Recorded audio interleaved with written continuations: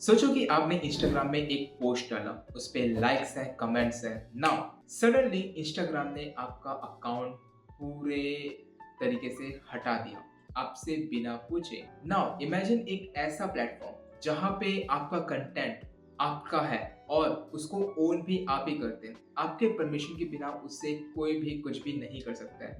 यही डिफरेंस है वेब 2 और वेब 3 के बीच में। इस वीडियो में हम इसको और भी ज़्यादा डीप में समझने की कोशिश करेंगे एंड आपको पता चलेगा कि ये कितनी ज़्यादा प्यारी चीज़ है। पहले हम इंटरनेट के 3 वर्जन्स को समझने की कोशिश करते हैं। वेब 1 जहाँ पे हम सिर्फ पढ़ सकते थे, लाइक ऑनलाइन न्यूज़पेपर्स। वेब 2 जहाँ पे हम पढ़ सकते थे और लिख सकते थे, ऑनलाइन न्यूज़पेपर्स, ब्लॉग्स, वेबसाइट्स आए।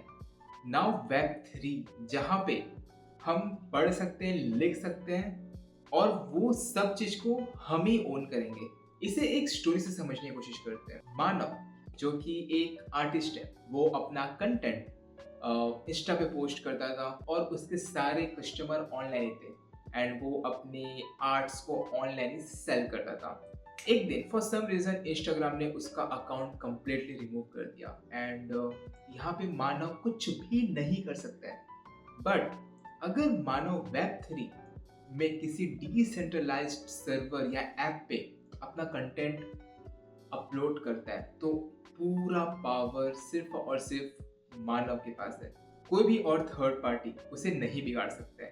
नाउ लेट्स अंडरस्टैंड कि ये वेब 2 और वेब 3 में मेन डिफरेंस क्या है। Ownership.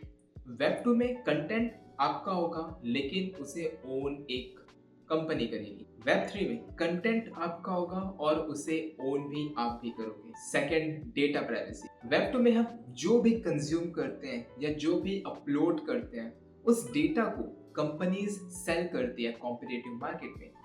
On the other hand web 3 में हम हमारे पास कंट्रोल होता है कि हम किस एप्लीकेशन को कितना एक्सेस देना चाहते हैं। मोनेटाइजेशन।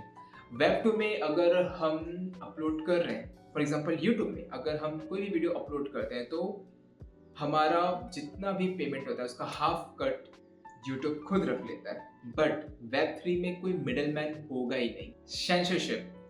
वेब 2 के प्लेटफॉर्म्स में जो ओनर है वो जो चाहे उसे रिमूव कर सकता है।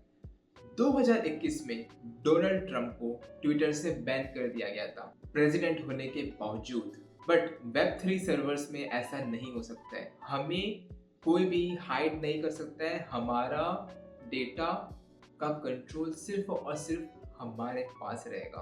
पर इस वेब 3 से हमें क्यों फर्क पड़ना चाहिए? कुछ सालों बाद वेब 2 से हम पूरी तरह से वेब 3 पे शिफ्ट हो जाएंगे। जितने भी जॉब्स हैं, कंटेंट क्रिएटर्स हैं, स्टार्टअप्स हैं, सब वेब 3 पे ही होंगी।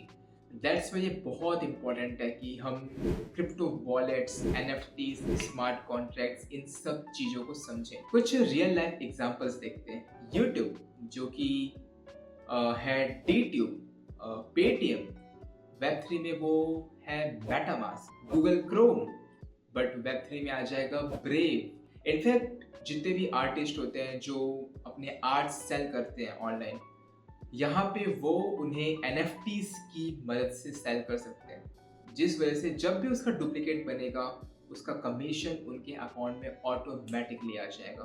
वेब 3 के फ्यूचर इम्पैक्ट्स क्या क्या होने वाले हैं? फ्रीलांसर्स क्रिप्टो करेंसी के थ्रू अपना ट्रांजेक्शंस करेंगे।